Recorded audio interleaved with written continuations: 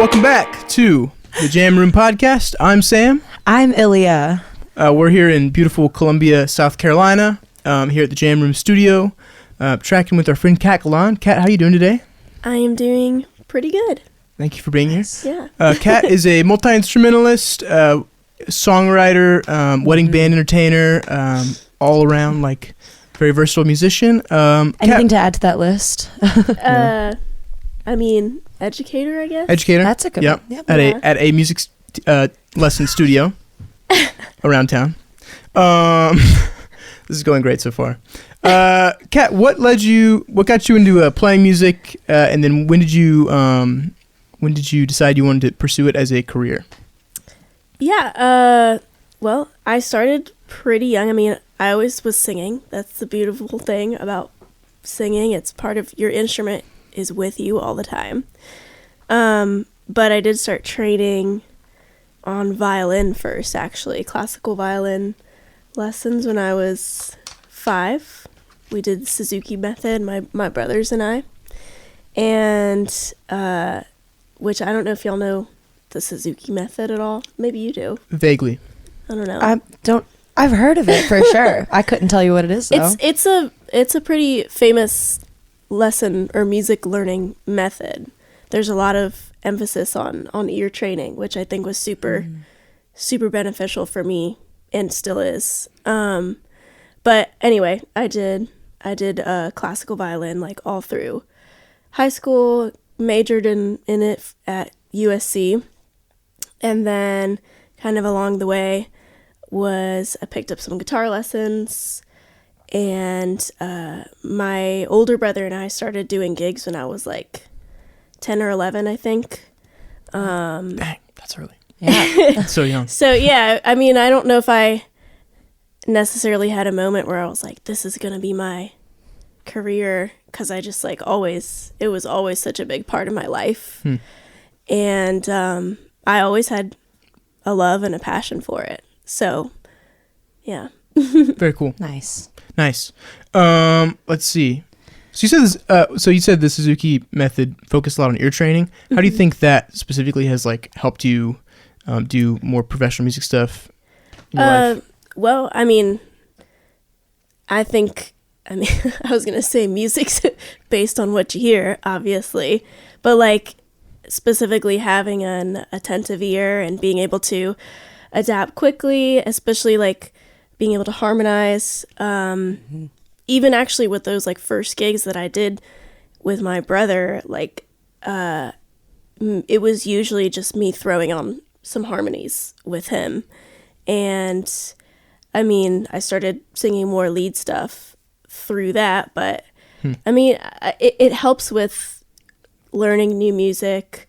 Like I said, adapting quickly to a new group of musicians, and with all types of genres of music too. I've always like listened to a lot of different music, and so I think like being able to apply having a musical ear to that has helped me work a lot. Sure. Yeah, that's cool. I definitely I really love to listen to the harmonies that you do. I feel like I learn a lot every time I hear you harmonize with another person or sing with another person. And I've definitely seen you like adapt what your band is doing like really, really well. Like it's a very like admirable like musician quality that you have. I love to witness that. Well, thank you. I also, that leads into a question that I was kind of thinking of, where you're like a really, really good band leader. Like I've seen you be able to do that really well before. And you were saying earlier, like playing with a new group of musicians.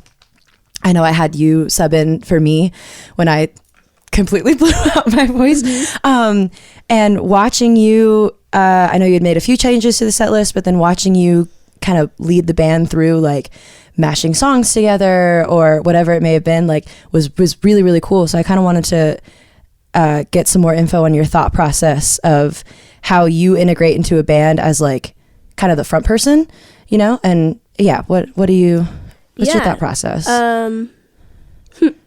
That's something I feel like I've had to work a lot on, because I mean, part of it is definitely confidence in yourself and your music and your decisions.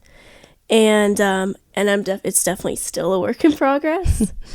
But a lot of it's come through just so much experience in that role.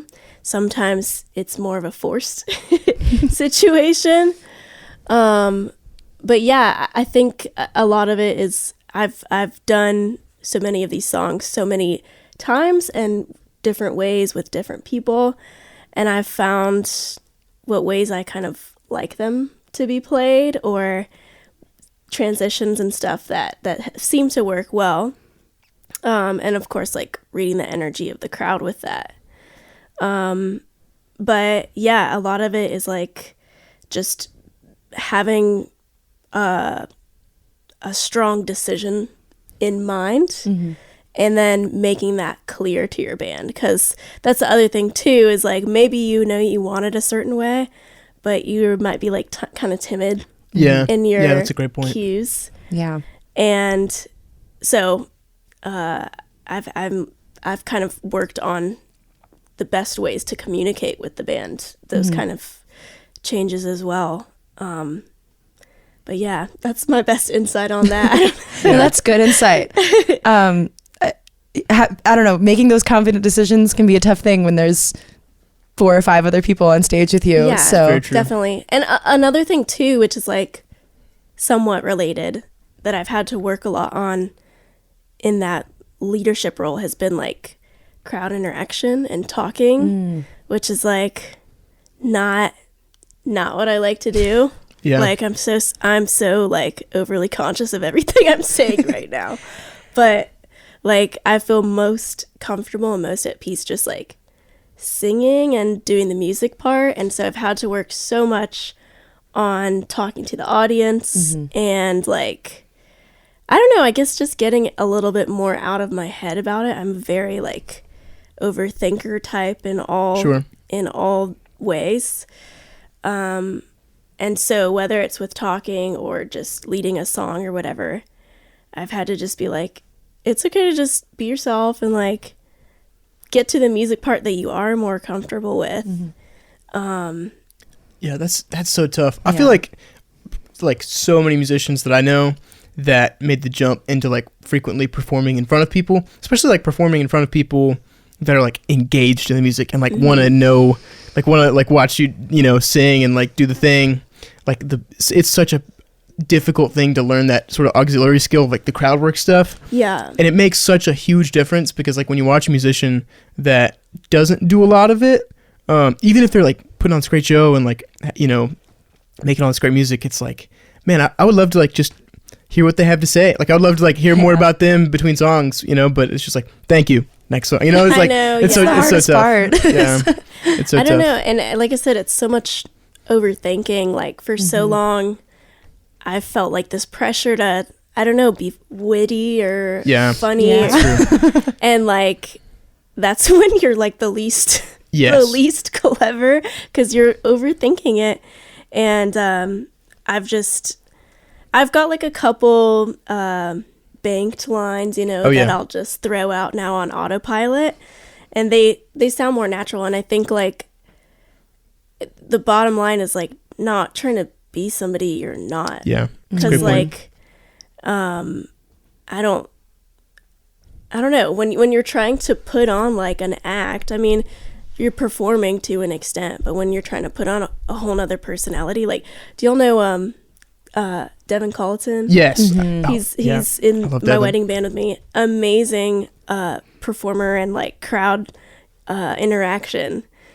But if I tried to do the things that he does on stage, like it would be so unnatural and so uncomfortable for everybody, because that's not me. Yeah. Yeah. He's just such a like performer at heart. Like you can tell he's just like I feel like there's so many people that like want to play music, and so they happen to like find themselves playing music in front of people as a way to play music for a living. I feel like, and like obviously like I think Devin is an incredibly talented musician, but I feel like Devin like wants to be in front of people, and his way of like finding his way in front of people is like playing music. Because that guy is just so engaging and so fun to watch. So charismatic. Yeah. So what I was actually going to ask you about this. So what? Obviously you're in Station 7, big very successful wedding band in South Carolina, North Carolina, all around. And you are like one of 2-3 vocalists usually that are playing the gigs, right? Okay. So it's usually like you and Devin, and I think like Emily Hernandez is playing with you guys. Emily, yeah, and she's then super Landon will talented. sing some as well. Nice. What have you learned specifically from like the wedding band environment about entertaining people and engaging people and getting people to like have a good time and dance? Like, what has that specific environment taught you about that skill? I mean, they will reflect the energy that you bring to the table, and that doesn't mean you have to be super fake about it by any means, but part of the job is definitely like you gotta smile, you gotta like get into the music so that the crowd will know that that's okay to do too, for sure. And then with like bar gigs, but especially with like wedding gigs, sometimes you gotta play songs that are not your favorite. Sure. Wagon Wheel, but, Sweet Caroline. But you gotta make them Darius. seem like, oh my god, I'm having so much fun playing this song that I've played 40,000 times. Yeah. Yeah, that's true. That's a good point. Yeah, I was talking, I forget who I was talking to about this, but I've kind of found that it's like, it's pretty much always fun to play a song you like playing, and it's fun to play any kind of song to a crowd that really like wants to hear that song. The worst moments though is when you're playing a song you don't want to hear, and then at the end of the song you really like, it seems like the crowd didn't want to hear it, so you played a song you hate to a group of people that didn't want to hear it either, and you're like, wow, this is such a massive way. Like Nobody wanted that. Yeah, the occasional like we'll play like a Skinner cover at like a wedding band environment, and it's like that they requested, and then it's like, and no one cares that they just heard it. It's like, why did we play this? This is such a waste of time. I hate this, Yeah. One thing I have found though, I was kind of like, I remembered it as you were talking just now, which is like, you have to kind of make it fun for yourself, I think. Like, I try to experiment a little bit, and like some cover bands are very strict, like we're playing it exactly like the cover, which luckily we're not quite that like uptight in Station 7. We'll do the arrangements more or less the same way, but we'll take solos, or I will sometimes like play around with different runs or harmonies or stuff, and that for me makes it more fun. And definitely. I think it makes it more fun for the band too, because even though we have played those songs a bunch of times, like I'm not just going brain dead, like I'm still doing something new with it. So which is makes it a lot more fun. That's one of the things with like Stank Face that makes it so much fun, because it's like a whole new thing each time. But obviously that's a much different category. Y'all did I think Toxic by Britney Spears like forever ago, and I was like, this is the coolest version of the song I've ever heard. I think I was at the joint or something. That was so cool. Catching Stank Face at the joint is always just like a treat, because y'all do like you hear a cover of a song that you're like, oh, I've heard this song before, but you're like, but I've never heard it like this before. Like I found that like in a lot of our gigs, like we'll play like Valerie or something, like just like very simple 2-chord song, and then I'll try to see how many like popular melodies I can fit into my solo or something, and then like the song will end and I'll turn to like Ilya and Braden often, and I'll be like, how many did y'all pick up? Like how many different melodies? I'll do like 6 or 7, and he'll be like, I heard 5. I was like, no, you missed it. Anyways. You gotta make it fun. Yeah. So you said you have a couple banked lines to engage a crowd. Oh yeah. I would love to hear 1 or 2 of those banked lines. Well, I wouldn't say to engage the crowd. Okay. It's more just like transitioning to like a break, or introducing the band and stuff. They're nothing special. It's like at the end of the night, I'll just be like, that's all we got for you guys tonight. Sure. Thank you so much. Yeah, pretty it is nothing crazy. Yeah, we got the whole line about like where to follow us, tip us, spiel. Tip your bartenders. Like you got to run through the whole thing. Yeah. We also have the whole bit. It's like, if you want to put some gas in our tank, and then Ilya's like, or if you want to fund Sam's new next guitar purchase. Yeah, that's good. Like that's good. Yeah, I found with like cover shows, I guess it's kind of different, because I guess, well, no, you can always say like that song was this by this artist. Sure. But with originals, you can always like say what the song's about. And that's, I know, like watching people perform originals, that's something I'm interested in. Sure. And so I've started doing that more at my shows because I hope someone's interested in it. Definitely Yeah. interested. Yeah. I can totally agree that it's nice to hear someone talk about like kind of their thought process or what they might feel about the song. I've definitely listened to someone's song that they wrote and interpreted something, and then I hear them talk about it. I'm like, that's not very what I different thought. from what Yeah. I Way was different. thinking. Yeah. There's definitely like a lot of context where, you know, if you're watching a band play and they play an original, it's like, oh, I'm so glad they play that original. I care so much about that. But there's also obviously the environments where like, you know, like certain bars will limit how much you can play original songs, or they'll just be like, we don't want to hear like original songs at all. It's just covers. The funniest thing I've heard is people will like play their original song and then be like, that was a Stone Temple Pilots song, and just like completely lie about it. I find that hilarious. I've been meaning to try that at a gig. Well, I guess we don't have any originals. We have to write something first. You gotta write a song first and then lie about it Y'all being don't have any SCPs. originals? Not yet. We have played around with lots of ideas, Yeah. but we've never like dedicated the time I guess technically we have, but it's been a really Yeah. long time since been we a while. dedicated the time to write something. Yeah, I just like playing music. Yeah. You know? We keep telling ourselves that we're going to do it this year. So Yeah, I find a lot of my own originality This year. in playing everything like jazz fusiony. You know, you just take a like simple like dreams. We play at hall sometimes, and we'll do dreams in like a minor key, like F minor, to, like G7 flat 9, just the whole time, and it's just, I don't know. That's, I feel like I can express some originality through that, but you do like rewrite, I would say, a lot of Yeah. covers that we do to make Yeah. them really fun. yeah, But speaking of originals, just to pivot, so Stankface has been releasing some music lately, and everyone tells us that those are your babies. Yes, indeed. Yeah. Yeah. And then I know Galan has some new music as well. I don't know. Tell us about your music. Like, Okay. what's like your inspiration when you're writing? Yeah. Well, that's a layered question. But yeah, all the Stankface songs, I mean, we collaborate with the musical stuff a lot of the time. But yeah, all the lyrics are mine, and it's usually, so far it's usually been like me coming to the band with an idea. With Galan, it's a little bit more collaborative. It's usually my brother and me, or like a group of us. Kind of, it's a lot more casual. We're just like hanging out, not necessarily the goal of writing a song, but we start kind of brainstorming stuff. But yeah, I don't know, I feel like I have several different processes for writing, and I've been trying to expand them more too in the last year or two. But obviously life experience is always a great starting point. sure. Sometimes it's really emotional stuff I've been through. Sometimes it's like not that emotional, and I try to dive deep into it and exaggerate it just for the point of writing the song. But I've been playing around with like different writing exercises about like more, I guess, everyday objects or concepts, and trying to, not necessarily with the goal of like writing a song, but at least observing the object or the concept, and trying to write about like the experience of it, or the different senses that are triggered by in these observations. And it's been a really cool exercise for just like, It's cool.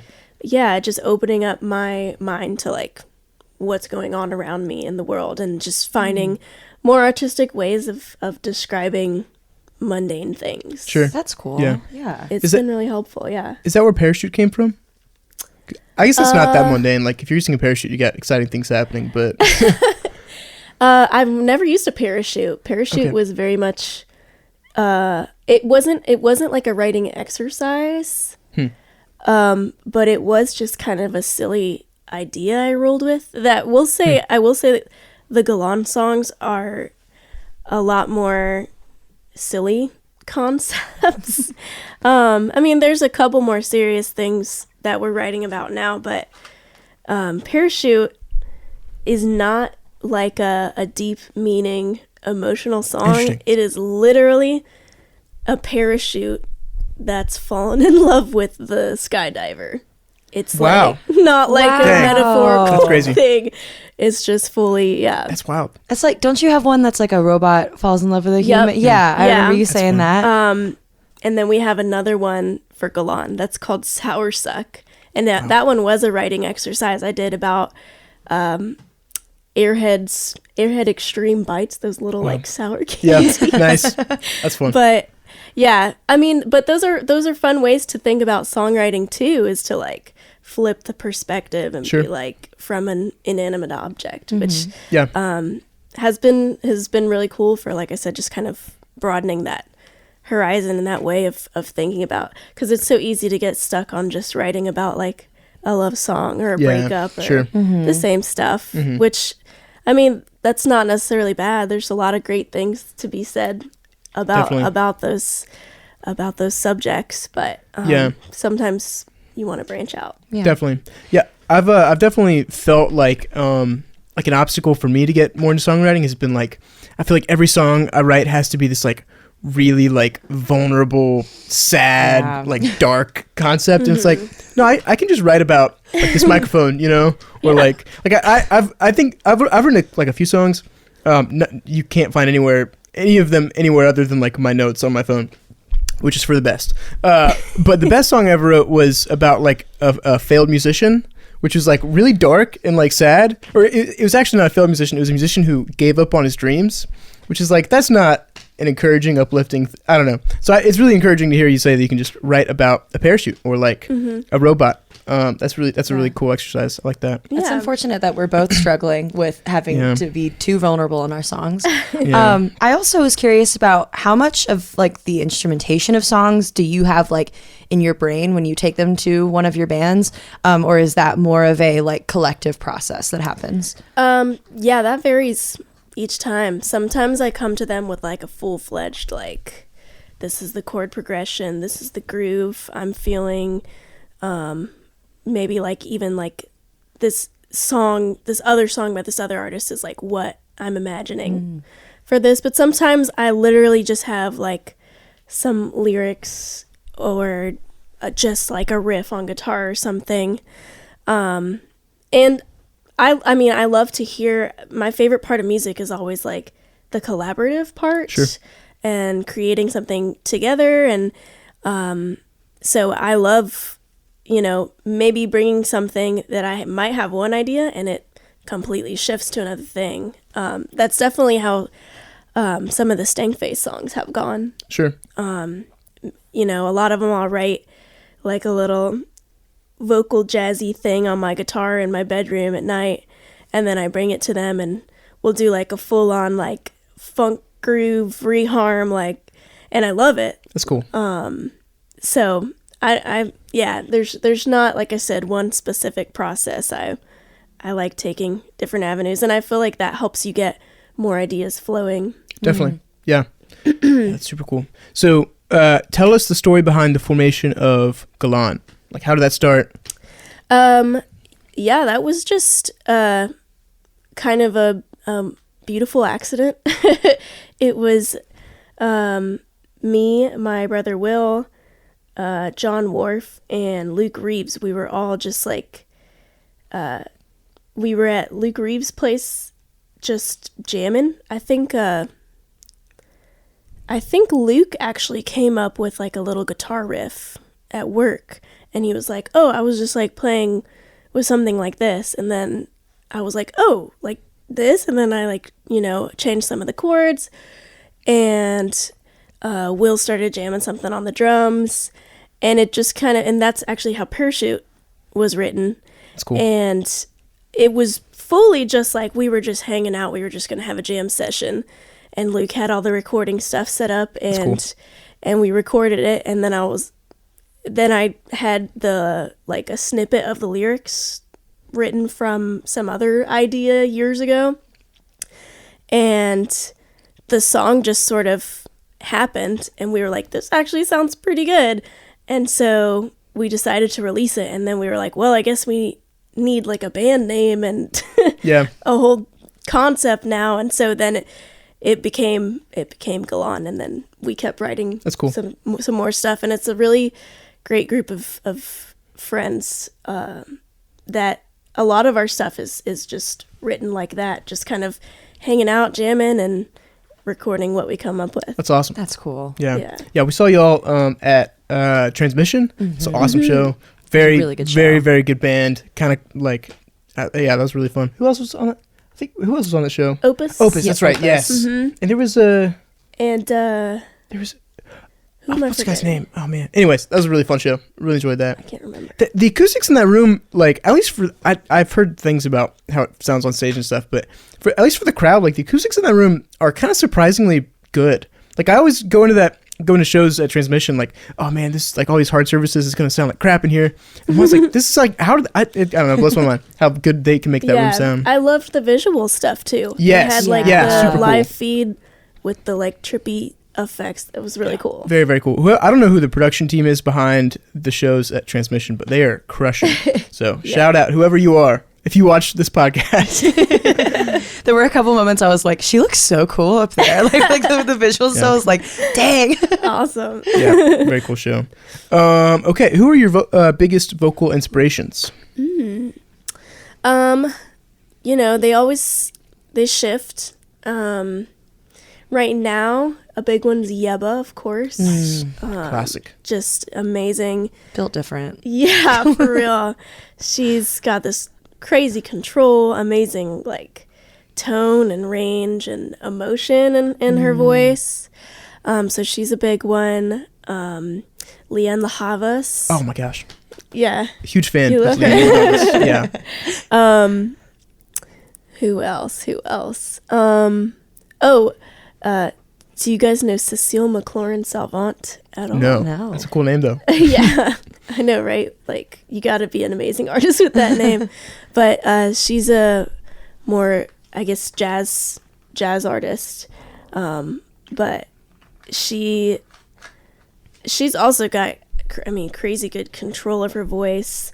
I don't remember when it was released, but I just recently heard her latest album, and it's like hauntingly beautiful. I think it's all in French too. Wow. And Wow. So I don't know what she's saying, but it's beautiful. That's really good music. And some like she can like sound like a Disney princess at some moments, but then just give you like this gut wrenching like horror.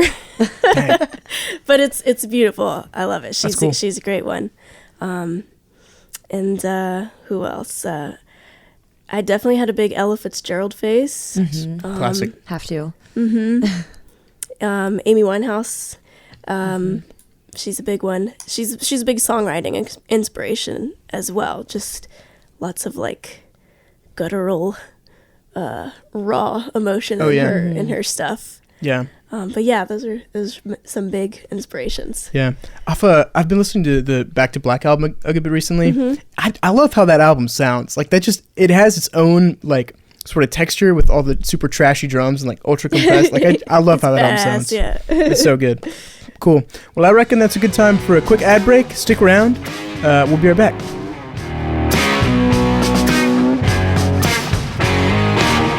Well, we're back. The slight winces of pain indicate that Jason Bozeman behind the camera did the sync clap. Thanks to Jason again for doing the video for us. Check him out. Jason, what's your Instagram handle again? JB Creative Studio. JB Creative Studio. Yep. For audio, video, lighting, branding, digital design, all that stuff. We're also tracking here at the Jam Room, which is a great place to find or a great place to you don't find anything here. Find a lot of cool vintage equipment. That's one thing. But you can track your band, track your music. They have a mastering room here. Zach Bingham, our producer, he's not in the room with us right now. I did not imagine him. He's not just in my head, but he's not in the room with us right now. He's a great producer. Shout out also to our single patron, Chris Reed. Thank you. Oh yeah. If you want to support the podcast, it's just $7 a month. A cup of coffee if you want to kind of support what we're doing here, interviewing local musicians. But back to it. Ilya, I think you wanted to ask the next question. You just gave the spiel, and now you're asking me to ask a question. I had to think about that. Look at it. Let me look at the list. Okay, well, one question we have on there is, how is your performance different, like when you have a guitar or an instrument in general versus when you're just singing? Like, is there a different thought process or? I probably know the chords more when I'm playing guitar. I don't know if, I guess it depends on the context of the gig. 'Cause like, if I'm playing a solo gig, I have complete control over like, I mean, I guess I always have control over the set list, but I can play some more like niche stuff with like weird timing or just deep cuts. I like to play a lot of music from like cartoons on my solo gigs. What kind of cartoons? Steven Universe, Nice. Adventure Time. Right, Those are the fun. main Perfect. ones. We were just talking about Adventure Time with Zach. Really? Yeah. I love that show. So good. And y'all should check out Steven Universe too. It's I should. I've heard great one. things, And and I've lots seen of good good music. music. Yeah. Oh man. But yeah, I don't know if I have a really good in-depth answer for that. I guess I feel more confident singing than playing guitar. So I feel like stronger on just voice. Although the last like couple years, I've definitely made more of an effort to start bringing my guitar out more. And so I've definitely been getting more comfortable on that. I would much rather like take a vocal solo than a guitar solo for sure. Fair.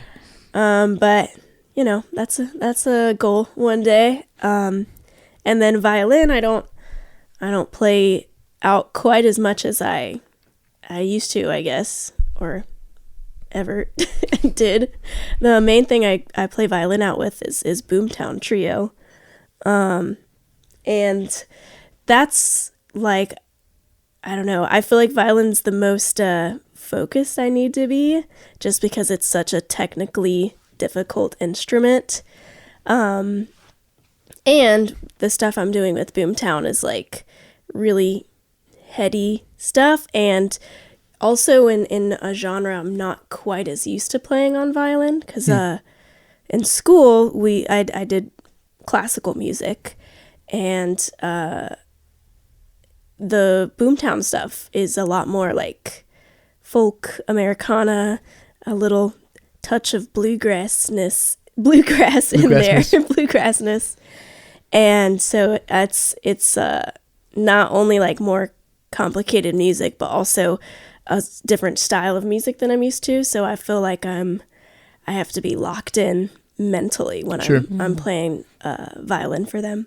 Sure. Is that like an original project, or how does that? Mm-hmm. Okay, cool. Yeah. So the Boomtown Trio, so it's Craig Butterfield on bass and Kristen Harris on violin and vocals. Cool. And I remember they had Kelly Porterfield playing guitar and vocals with them before, and I remember watching them at shows and stuff, and I was just like amazed. They're all such incredible musicians and write such interesting music. It's cool. And then I think it was in like 2020 actually. I remember it was like after I graduated, but like still maybe during the midst of the pandemic. They asked me to come play with them, and I was like super honored. Craig used to be one of my professors at USC, so That's cool. it was an adjustment learning to not call him Dr. Butterfield anymore. That's hilarious. But yeah, it's we do some covers, but mostly original stuff. And they both write, and I've started writing some stuff with them too. But yeah, it's like no other music I've ever played before. It's cool. And it's really fun, really complicated. But yeah, it's definitely a challenge I need. Not a brain dead gig at all. Sure. Yeah. Those gigs can be like really refreshing though sometimes. like I'm playing this gig on Saturday where I have to play like 8 metal songs on bass. I'm like, I'm not a metal bass player at all, but I'm gonna have to figure it out before Saturday. No. I also haven't even started learning the songs yet, so I should probably do that as well. But that's good. That's good to like Yeah, challenge branch out. yourself outside of your regular genre. Exactly. That's true. Yeah. So we wanted to ask you about how your experience is playing in super large ensembles like Station 7 differs from ensembles like Boomtown Trio, and then what are some like drawbacks and like bonuses you get when you start expanding ensembles and adding new musicians? So I'd say the biggest difference is, well, Boomtown Trio, we don't have any drums. So our rhythm and our timing has to be like super locked in. Sure. And that's like so much of what we practice is just like playing with the metronome separately and collectively. And yeah, just making sure we're all aware of our time super well. Sure. And then with Station 7, I mean, we all need to be locked in with time as well, but at least for me, we've got the drummer, bassist, keyboard, and we've usually got like in-ear monitors. Sometimes we'll have a metronome playing on stage. So it's not as stressful for my experience to like keep time. Sure. And then I guess I'm also not like in charge of as much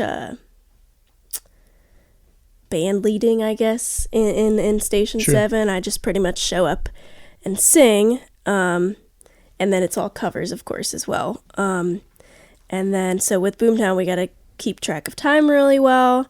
The music's much more complicated, and it's also a pretty big difference in personality types and an audience type. We're playing a wedding or a party. It's people are there to like dance and have Sure. a good time. And the Boomtown Trio stuff, you know, sometimes there's some of that, but it's a lot more of like people are there to listen. And there's a lot more like subtle stuff going on. And I always say like Craig and Kristen and I are all just like introvert orchestra nerds at heart. And so like none of us really want to like do this. We always have to argue like, all right, who's going to talk to the crowd this time and That's funny. introduce the songs. But yeah, it's a lot more, I guess, calm than like Sure. a wedding Yeah. gig. And then what was the second half you said? Like adding, Yeah. What are some like benefits and drawbacks you find when you add new musicians? Obviously, Stankface is it's a 5-piece composed of like the busiest musicians in town and the most like yeah. So I imagine that's just scheduling is probably the biggest scheduling is difficulty. a huge part of it. With Station 7, because we're just doing covers, we'll rehearse maybe like once a year, and just like Once a year? once or Wow. twice a year, just Dang. to like maybe add a couple new things in and work on some transitions. But with Boomtown and Stankface, those more original projects, obviously want to write stuff and keep up the originals and stuff like that. So we need to rehearse more. And it is. I always tell people scheduling's like the hardest part with Stankface, because for sure. everyone's a full-time musician, and a lot of us teach. People have families. And Shout out Rodney. And yeah. He's got a fourth now. Yeah, for real. I don't know how Rodney does it all. Me He's neither. amazing. But yeah, everyone's got several different original projects going on. So just getting together for a rehearsal or a gig or a writing session is always like a struggle. So yeah, adding more people makes it harder with Craig and Kristen. We're also all three very busy people. Sure. But it's working with 3 versus 5 or 6 people. Yeah, So definitely. Yeah, that's, oh man, I can't imagine, because that's like scheduling, like as a band leader, like scheduling's probably just the worst part of that job as a band, you know. Just finding, I mean, because also musicians are notorious like bad texters and communicators, so like texting group chat like, hey, how does these 2 times on these 2 days work for everyone else? No response. Texting everyone individually to get responses. I know, yeah. Oh my gosh, it's a nightmare. I hate being that person, but you kind of have to do that sometimes, because and I understand, like I've definitely been somebody who will like see a text and be like, okay, I'm gonna get to that later, and then just life happens. It happens for sure. But yeah, I've learned like the best way for scheduling is to like, because I'm also busy, like to first send my potential availability, and then we basically start narrowing down from there. Sure. But yeah, you definitely sometimes have to send the Just personal text and be like, so are you good for this gig? Yeah. Rodney. Oh man. And Brendan. Oh man, yeah, it happens. Those dudes, we love them. They're also like combined just the nastiest rhythm section. I like, know. Well, yeah, I don't want to 100-mile play radius. without them. I want them to be there. Right. Yeah, absolutely. Love those guys. Yeah. Okay, well, let's see. Oh yeah, so obviously you also accept a lot of gigs just as like a sort of hired vocalist. You actually accepted one from us within 24 hours of the gig. After some vocal issues were happening. So that was tricky, but you know, you crushed it. It was definitely fun to play together at Market Maine a while ago. What advice would you give to a younger vocalist that's like really serious about it and wanting to gig more, wanting to get called more? Like, what are some things that you've learned in your experience that you can maybe save them some time and heartache, like learning? Well, I'm sure probably everyone's gonna say this. Listening to the music is like very important always, especially like I know I know sometimes you don't always have time for it, but if you're doing a cover, it's good to hear like if there's a specific version the band plays, to listen to that, or if not, maybe listen to a couple different versions so that you have ideas for where it might go. Communication always is helpful for the band leader, so they know like when you're available for practice. Yeah, when you're available, if you're gonna show up. I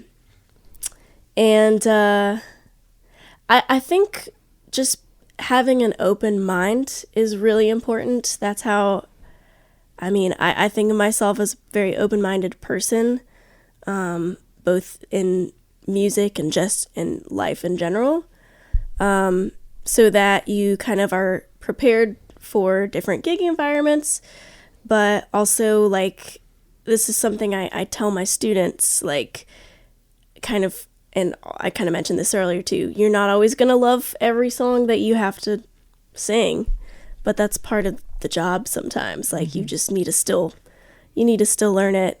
You need to still listen to it, and you need to still like make it sound like you do love it, so that the crowd's enjoying it too. Yeah. What about like vocal stamina kind of stuff? Like, like how would you like help? Like, what kind of advice would you give somebody as far as just like how many gigs can you sing in a weekend, like that kind of stuff?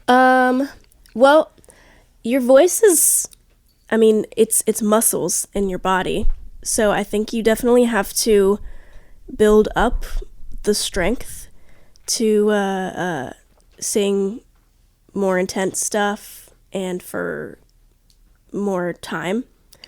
And obviously taking care of your body too, getting enough sleep, getting enough hydration,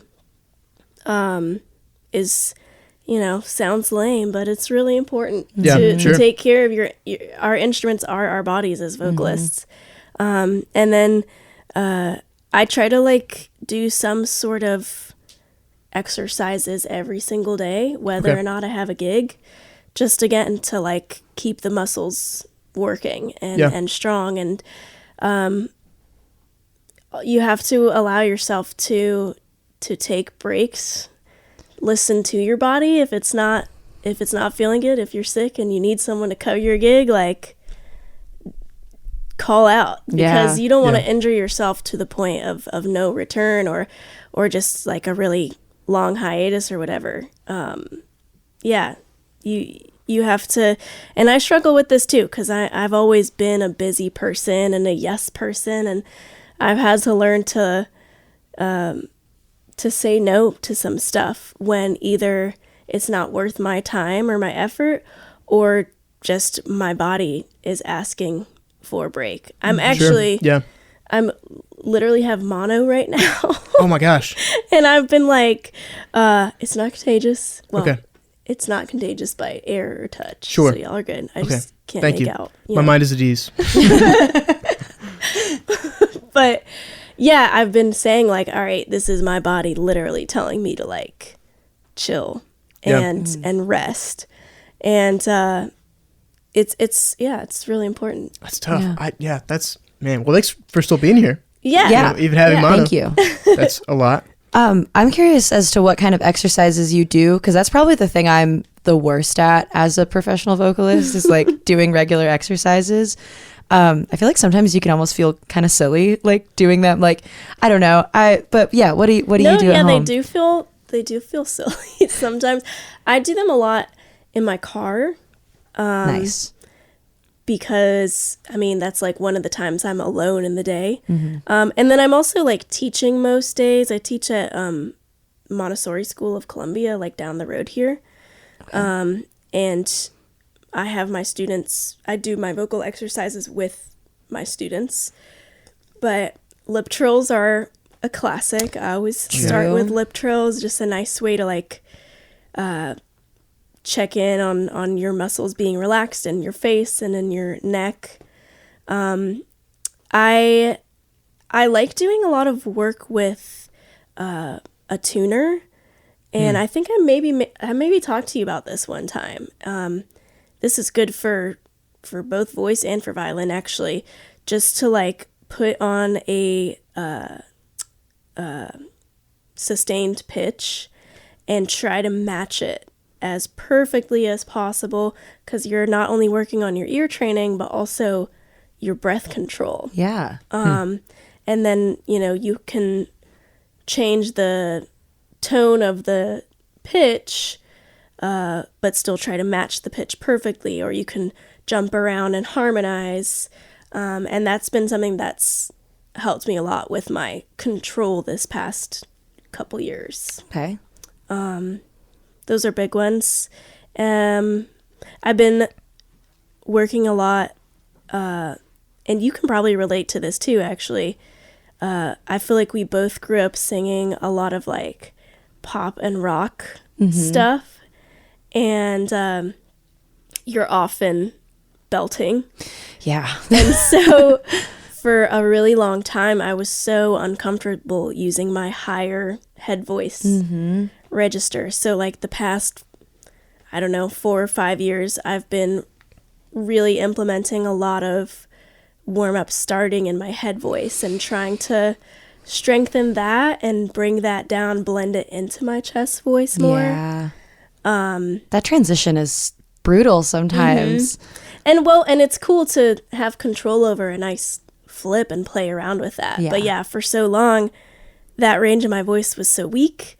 And so I never wanted to use it. And it was this horrible cycle of like, oh, I don't sound good there, so I'm not going to sing there. Right. So I never sang there, and it never strengthened. And then I still didn't sound good there. So I like, it's a little rough at first to work on, obviously, a weak point, but that's how you're going to get stronger at it. Right. Sure. You have to. Yeah. My voice teacher has been having me do a lot of going in between the voices. I used to do a lot of classical singing, and I stopped doing it just because I didn't need to anymore.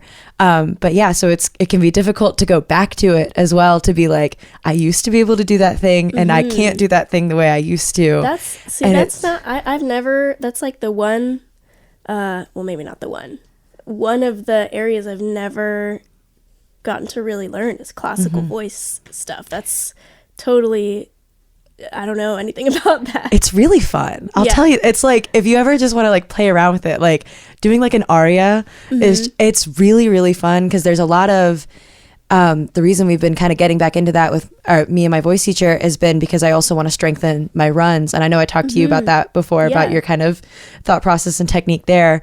But you have to do a lot of that when you're doing like classical music. Yeah. So I highly recommend it. Who's I think your it's voice teacher?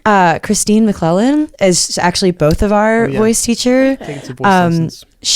I met her, actually, her daughter and I went to high school together.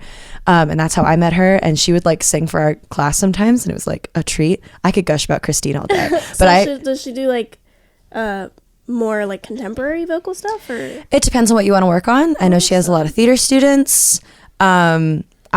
She's been having me do like classical and gospel right now, because she knows those are like, again, I want to strengthen my ear and that kind of stuff. So it just depends on what you want to work on. But shout out Christine, we love her. But yeah, that's what you're saying about the high stuff. That's probably just, again, that transition's really difficult. I've never been affected by the seasons the way I have been this year. Like the cold has just completely taken my high range this year. Yeah. I don't know if you've experienced that this year at any point really, but I have been, well, okay, so I mentioned the Montessori school. This is my first year teaching there. And I mean, I've been teaching privately for years, but this is my first time in a classroom setting. And girl, I've been sick all year long. Oh my God. I've caught everything. yes, because children are petri dishes. Yeah. They're great, but and everyone always says the first year teaching, you catch like, yeah, you catch everything. And it's definitely true. And I've never had like a super strong immune system, but yeah, I just feel like I'm constantly chugging vitamins, water and stuff. But I've definitely lost my voice once or twice this year, and just it's been a really important year to like I said, be on top of taking care of myself, because I have a lot working against me. Yeah. I think I used to sub at a middle school, and I think I caught COVID like before COVID was really what it was, like, because I was working and I was like, same thing, sick constantly. Oh man. That's such an experience. Good luck. Have fun. I'm hoping to be stronger at that. Yeah. Well, I reckon we're about out of time. Would you like to ask we always have to ask at the end about everyone's favorite local spots. I don't know if you're a big coffee person, but are you? I mean, I drink coffee every day, but mostly just at home, to be honest. If you were going to go get a coffee somewhere, where would you go? Drip, I guess. Fantastic choice. It's pretty much the only answer we've gotten so far. Yeah, I used to go to Peacewise a lot when I lived in West Columbia. That was good. But yeah, I don't really like go out for coffee too much, but I do love, local business. We mentioned Transmission. Oh, yeah. Always love Transmission. Classic. Great food, great vibes, games, like. Oh, yeah. Nice. We're going to ask, where would you go for like dinner, drinks, stuff like that? Is there another place that you would want to hang out at if, let's say, you couldn't go to Transmission? Where else would you go? Honestly, I have not been going out a ton this past year, just being sick and busy and stuff. Sick and busy is a terrible combination. I know. It's brutal. But 929. Oh yeah. Ooh, really good. good. Love 929. I haven't been to Boku, but I've heard that place is late night super menu. good. You might have heard about it from Rodney. Late night menu. Really? And we can take credit for Rodney know about it. We showed Rodney the first time. So that's kind of fun. The late night menu is pretty fantastic. Dollar dumplings, like you can't go wrong. Oh yeah. Really easy to spend $50. I feel like that sounds amazing. I have to check that out. It's a good move. Pretty But fantastic. I don't know. I went to Bang Back the other day. Nice. We went last week food. before our gig, and obviously like kind of like Transmission, like pinball everywhere. But the food was really good. It was my first time eating there. Good food. But yeah, I will say I've been pulling back a lot of my drinking this year.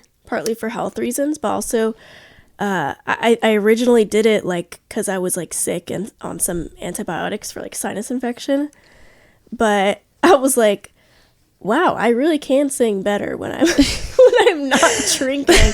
So I've like definitely pulled way back on that. And cool. I mean, I'm not 100% sober or anything, but I've definitely been on the water route lately. It's pretty great. I feel like that's just a part of being a vocalist, is at some point you get to that, you're like, yeah, man, it really is. Like, I mean, when I had to call you, it was tequila definitely played a role in why I had to call you.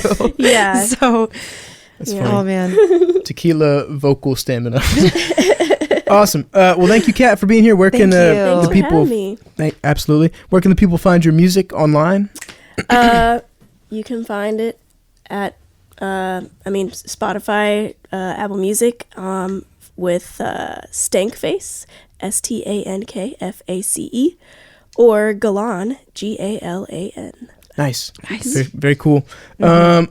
We want to shout out a few quick people. Thank you again, Jason, behind the camera. Mm-hmm. He's all the video stuff looks super good because of how good he is at what he does.